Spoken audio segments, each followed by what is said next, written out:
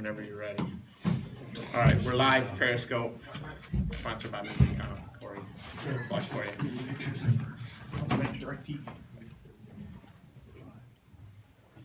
All right, hey, this video is going out to pastors, men's ministry team leaders, lay leaders, and you're in the local church and you're asking the question, how do I begin men's ministry in my local church? Or maybe you already have men's ministry in your local church and your question is, how do I get some sustained momentum in the existing men's ministry? We are here at First Assembly Cedar Rapids, and my name is Pastor Dave DeHaan, and we have been blessed in this church to have an incredible men's ministry over the years. And I want to talk real quickly about how we got there, where we're going, and how you can get there as well. Just because we have a few moments, I'm going to move real quickly through some things, so I encourage you to check out this video later. It will be on our website at lovethischurch.com, and you can check it out there. One of the things I want to mention as we begin is if you have a passion for men's ministries, to me, the foundation of that passion begins with a passion for discipleship. So if you're out there right now, you're a lay leader, a senior pastor, you're interested in men's ministries, let me tell you, you cannot do men's ministries and not do discipleship. They come hand in hand. In fact, discipleship is the very core of men's ministries. In this room watching this video today is a group of men's leaders here at First Assembly that have grabbed hold of the vision for men's ministries. And so let me talk real quickly about personal, real quickly. We're going to go through personal, process, and practical. How do we implement men's ministry in our church? Up on the board you see here, first of all, if you're going to begin a men's ministry leadership program or a men's ministry in your local church, you have to have healthy leaders. So pastor, that begins with you. You need accountability in your life. You need to have people praying for you and you praying for others. I put on the board, it's key that you have 3 healthy relationships. All of our leaders here at First Assembly at the Band of Brothers men's ministry team are required to have a Paul in their life. Not just Paul Jacobs. He's a great guy. He's a good guy to have in your life. You can look him up, Paul Jacobs on Twitter. But also a Timothy in your life and a Barnabas in your life. Let me explain real quickly. A Paul in your life is you've strategically put a guy in your life that's ahead of you spiritually. And so that's someone you're looking to for direction. A Barnabas in your life is someone who's right alongside of you, spiritually the same level of maturity, and they're at that place to encourage you. And then a Timothy is someone, or maybe a couple guys, that you have made a commitment to pour into their lives. So as you're looking at starting men's ministry in the local church, it really begins with strategically connecting with other men, investing in relationship and discipling, and of course, pray. Lots and lots of prayer. After you develop some of that personal foundation, let me talk to you about process. A lot of churches have great events for men. They have planned great events. I've been to some of those events. But what happens is the pastor asks the question after the event, where did all the guys go? Because anyone can gather a crowd, but it takes investment to create sustainable momentum for ministry. And so to get there has to be a process in place. So one of the things we found here at First Assembly is we were really good at planning events for guys. We could get a crowd of guys here at the church. And we had a great leadership team in place. And a lot of those guys that were leaders even 10 years ago are still here in the room today. What we were finding, though, was our calendar was full, but we had very little sustainable momentum for discipleship. And so we began to reevaluate those events, and we began to come up with what we would call the circles of ministry. And so what we begin to do is we begin to say, hey, if we're planning this event, we need to identify who the target is. So pastor, as you're planning men's events, if you can't answer the question, what is your target? Who is your target? What is the purpose? You need to stop planning the event and go back to the drawing board and determine that question first. So we determined that we needed to do events, big circle events, that would reach any guy at any stage of life. We call that a big circle event. One of our big circle events is a Night of Champions. The Night of Champions is an open event to any guy, wherever they're at in their faith walk. We don't have praise and worship. Probably the only prayer is over the food. Usually it's a free food event.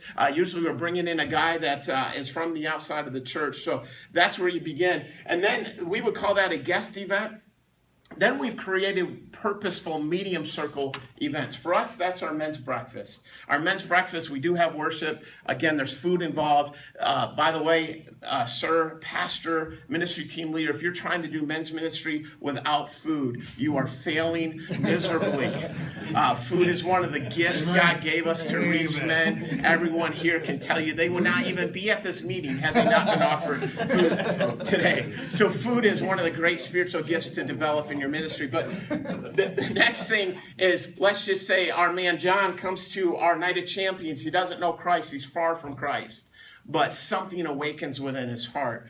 We're going to invite John, and here's what's key. You'll see these little green circles between the circles. That's what I would call our follow-up. If you don't have a net in place at the event, in other words, if you don't have guys strategically sitting down one-on-one with guys at the table, say, hey, what's your phone number? How can I connect with you? You're missing it. The net has holes. And so that's what we do is we connect guys. So we're going to tell John, hey, you enjoyed this event. Come next month to our men's breakfast. And you're going to be impacted there. And that could be John's first experience of praise and worship, hearing the gospel preached. And we have watched men like John come to one of these big circle events. We just had one of the big circle events last month. It's our golf and grill.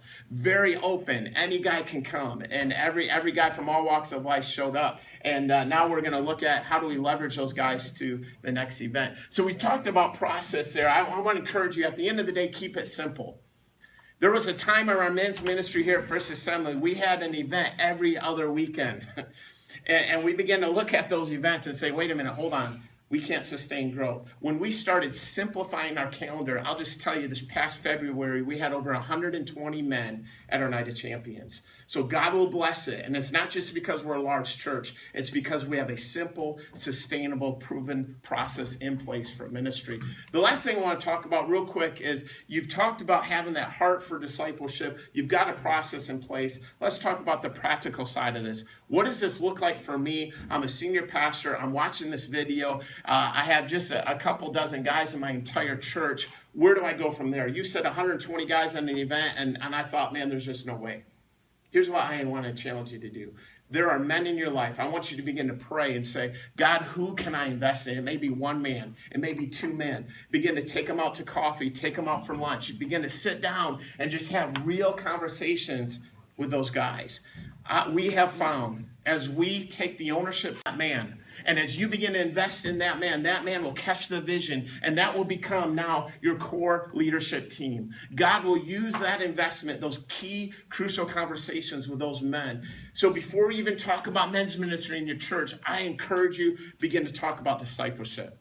Begin to own the mission of Jesus himself and disciple other men. Begin to roll up your sleeves and just invest in men. And it may seem like there's not a whole lot going on. The room is empty. It's just you and another guy. But I'll tell you, it's powerful. Right. I would much rather fill a room 4 years down the road with men committed to the vision than fill a room every week with guys that when trouble comes, they're gone. Right. And so that investment in relationship that's what you're looking for, that sustainable momentum. So, Pastor, I want to encourage you. Begin to simplify your calendar for men's ministries. Begin to pray. Begin to write down even now, who are the men you can begin to meet with? Who are the guys you can strategically invest with? Because here's what I found. You may think you don't have a men's ministry. Your church already has a men's ministry. Right. You have ushers. You have those who are serving. That is your men's ministry. And there are men waiting for you to just invest in their lives. And so as we close this video, I want to encourage you, if you're from Iowa, God is up to great things in the state of Iowa. I am part of a men's leadership team along with Rob Sack and Bob Henkelman and a few other great guys, Evan Carter, just some awesome leaders here in the state. And we have committed to fill 400 men at our man camp just from Iowa next October. We want you to be part of that vision. So I encourage you, get that information and be a part of what God is doing in men's ministry here in the state of Iowa. God bless you. We're winning life's battles together.